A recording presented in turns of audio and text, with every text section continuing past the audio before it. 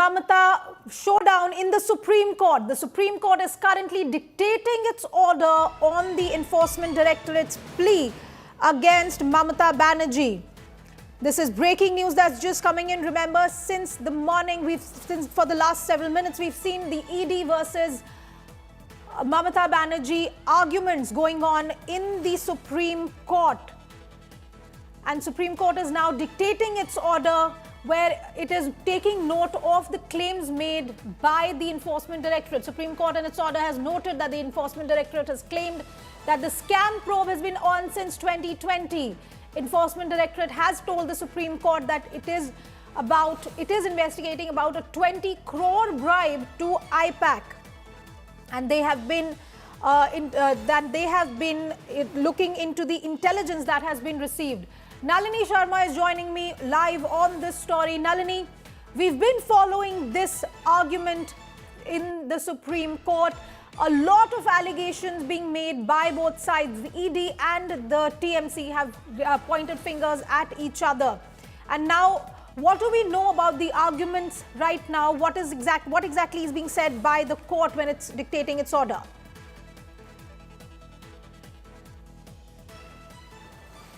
Well, Anisha, before the lunch break in the first half of the hearing before the Supreme Court, we'd seen the kind of heated arguments that had happened between the counsels for the Enforcement Directorate versus the counsels appearing for Mamata Banerjee, the West Bengal government, and the political party TMC. And after the bench assembled post-lunch session, they are dictating the order right now. Right now, they are recording the submissions made by the Solicitor General and various other lawyers, also noting down the factual matrix of the entire coal scam case that the Solicitor General has laid out, on the basis of which these raids were conducted in West Bengal on the 8th of January. So all of that is being mentioned by the court in its order. All the submissions that have been made by the senior advocates today before the Supreme Court are also being noted by the top court in its order. They are stating that it is submitted that this is not a singular incident where the CM has interfered in the premises under the investigation, as earlier as well when CBI was investigating an offence, a similar event had happened. This was based on the argument made by the Solicitor General, where he tried to show that there is a repetitive pattern that happens in West Bengal whenever any central agency is trying to conduct any investigation there, especially during election season. It's a repetitive pattern that happens in West Bengal. In fact, the Solicitor General had gone to the extent of telling the court that the court should step in and put a stop to this once and for all. The court has also noted that the Solicitor General has submitted that it's difficult for the central agencies to carry on the investigation in the state of West Bengal, especially considering the fact that there are several huge scams that have arisen out of the state of West Bengal, including this current case that is being talked about that arises out of the coal scam case. The court has also noted that it is submitted by the Solicitor General that materials collected by the ED was taken away in an illegal manner, and the West Bengal police has registered an FIR against ED officials. Remember, there are two petitions that the court is looking into. The first petition is by the Enforcement Directorate seeking a CBI probe into the entire matter that had happened between Mamata Banerjee and the Enforcement Directorate officials during the raid that was being conducted at IPAC locations. And the second plea is by Enforcement Directorate officials that are asking for the FIR that has been filed against them, not only for that to be stayed, but also for no investigation to proceed in that FIR against them. So remains to be seen to what extent the Supreme Court gives any relief to any party, if any. But right now, the Supreme Court is in the process we've been talking about this case. You've been following this matter, and our colleague Srishti has been following this matter in the court hearing. Now, when we are looking at this case, and this is not a new issue, as you just pointed out, the Solicitor General as well as the TMC have admitted in the court that this face-off between the CBI, the ED and the West Bengal government has been going on earlier as well. The court saying, of course, that this is something that the Solicitor General has also submitted. So, and we've also seen this kind of thing play out earlier as well, as you just mentioned. How exactly did the arguments go in this hearing, Nalini, if you can take us through while the court is dictating the order. The face-off really between the Solicitor General, the Additional Solicitor General and the lawyers for the TMC and the Bengal government.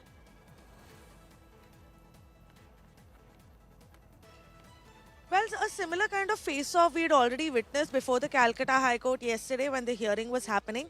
But right now, the Supreme Court bench that is led by Justice P.K. Mishra has noted all the important arguments that were made by the Solicitor General, specifically also the fact that he is talking about the hearing that was happening in the Calcutta High Court and how the legal members, the legal cell members of the TMC had sent WhatsApp messages to several people asking them to assemble in the Calcutta High Court, due to which this entire chaos had been caused and the hearing had to be adjourned on the first day. The Supreme Court had gone on to note that this was a very serious matter, what had happened before the Calcutta High Court, and the reasons behind which the hearing had to be adjourned is something that needs to be looked into. And at the same time, the TMC Council as well as the Council for the West Bengal government and Mamata Banerjee was making out a very strong case for why the High Court should be allowed to hear the matter first, and eventually if it has to come to the Supreme Court, then it has to come to the Supreme Court.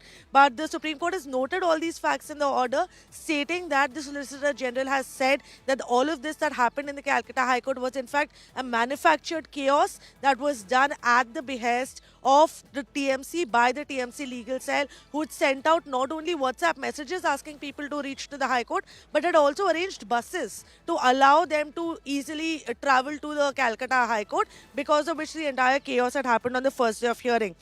The court has also noted that according to the Solicitor General, high police officials of the state are involved in the cahoots with the state government of West Bengal, and that is why it will be inappropriate for this court to examine it will be appropriate, I beg your pardon.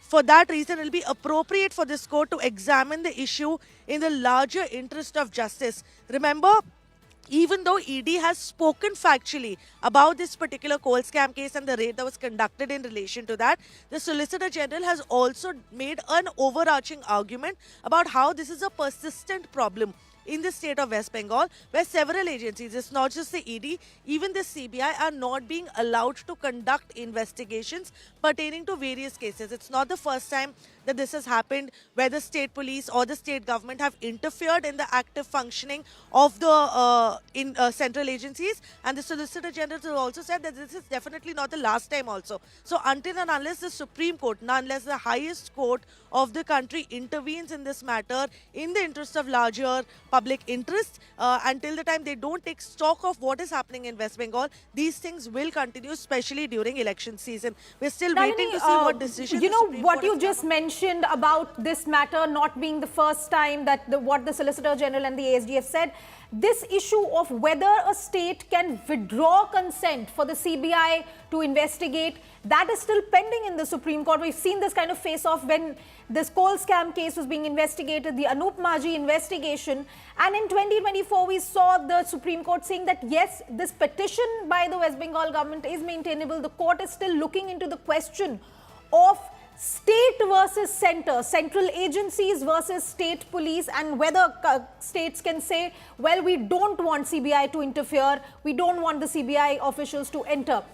Is that likely to have any sort of bearing on the current debate that we are seeing right now? Nalini.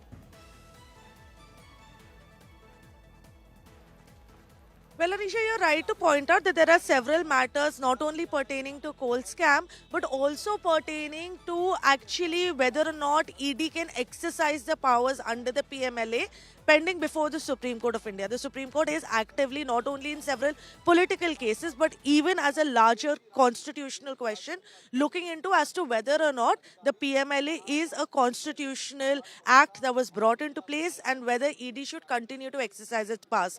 But until and unless there is any stay by the Supreme Court on the ED or any other investigating agency exercising their power, they are still free to go ahead and conduct investigations in various cases. A very interesting point that has been made by Solicitor General during the course of arguments today is that he is not, the Enforcement Directorate is not working at the behest of the union government or any political party. The Enforcement Directorate is actually working in the interest of the victims of money laundering, people who have faced the brunt because scores of people involved in money laundering schemes, in money laundering acts, and it is those victims who ultimately deserve justice at the end of the day, which is why ED is investigating this case. At the same time, we've heard counsels like senior advocate Kapil Sibal and Abhishek Manu Singhvi talk about how this case has been revived from the cold storage now in 2026 only because elections are approaching in the state. They've gone on to tell the Supreme Court that the last statement that was recorded in this case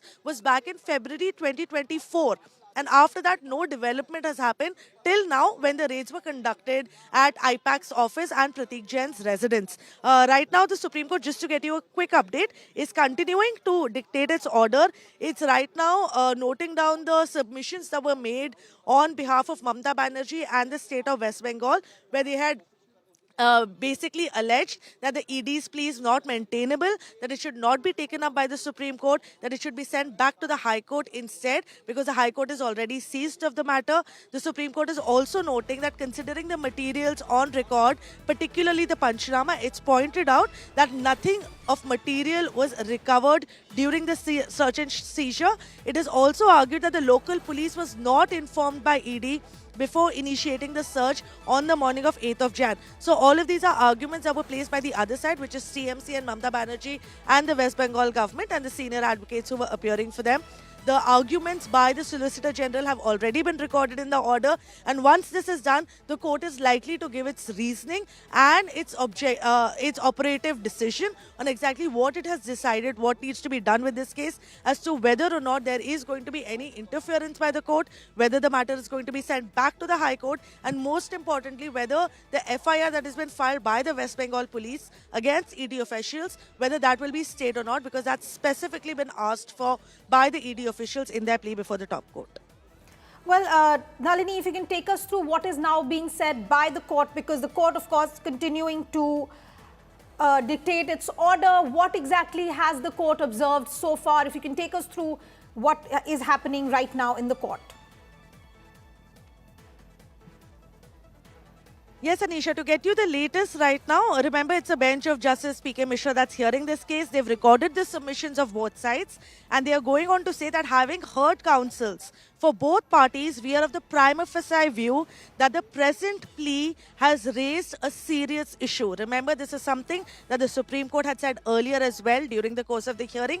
The bench goes on to say, the serious issues relating to the investigation by the ED and other central agencies and interference by the state agencies in the working of the central agencies.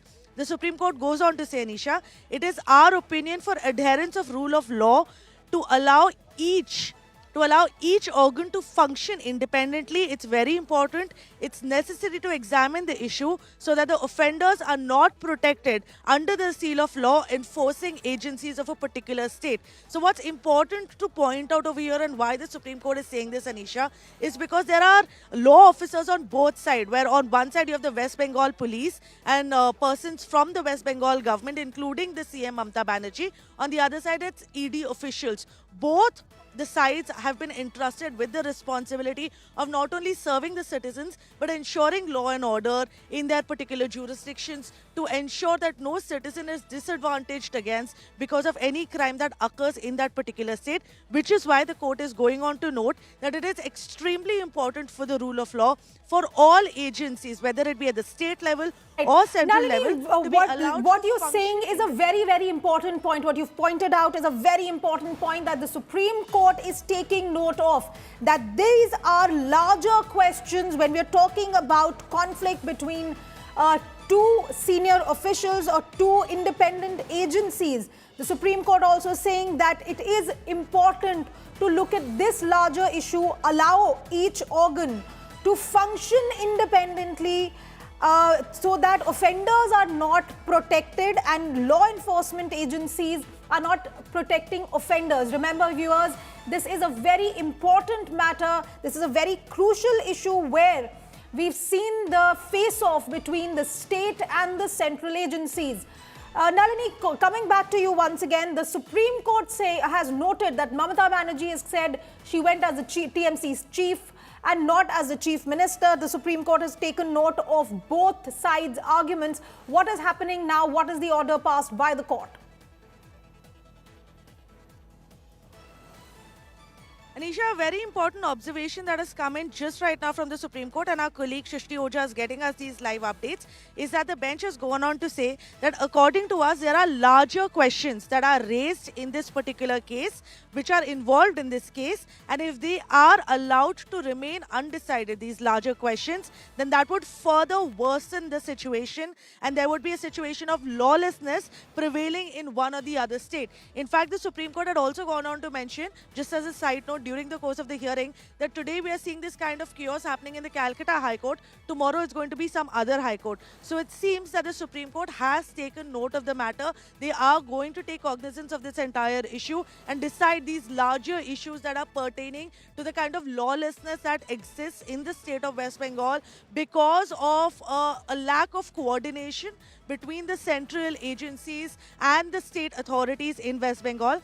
The court has also gone ahead and said that considering that different outfits are governing at different places, there are several larger questions that arise out of the issues that have been laid out in these petitions, and it is important for the Supreme Court to look into all of these issues. The court goes on to note that no agency has the right to interfere in election work, but if a central agency is acting bona fidely to investigate a serious offense, the question arises, if taking shield of its party activities, the agencies get obstructed in carrying out their investigative power in a bona fide manner. So, just to bring you the latest, Anisha, very important observations being made by the Supreme Court here, and Nalini bringing us breaking news on this story. Notice has been issued by the Supreme Court for a response from the Mamata Banerjee government, the West Bengal government and the TMC. Nalini, please continue. Yes, a notice has been issued. 3 days' time has been given to the state of West Bengal, led by Mamata Banerjee, to file their response and to defend as to whether or not a CBI probe should be conducted into the events of January 8th. The court has also said that it is directed that respondents, which means Mamata Banerjee and the government of West Bengal, preserve the CCTV and other storage devices containing the footage of the search and seizure that was being carried out by the Enforcement Directorate at different locations in West Bengal. Very important direction coming in that the entire CCTV footage should be preserved, so that if the court needs to go through the CCTV footage at a later date to see what had transpired on the 8th of Jan when this raid was being conducted, then they have the opportunity to do so. Another important thing that has been stated by the court is that all of these, the court goes on to say that it is our opinion, for the adherence of rule of law, each and every agency is allowed to function independently, and it is probably due to that reason, to ensure that there is no tension between a central agency and a state agency, is why the Supreme Court has taken cognizance of the matter, even though the TMC and the West Bengal government were more keen to have the hearing before the Calcutta High Court, but it seems like that's not going to happen. The hearing is going to be before the Supreme Court of India.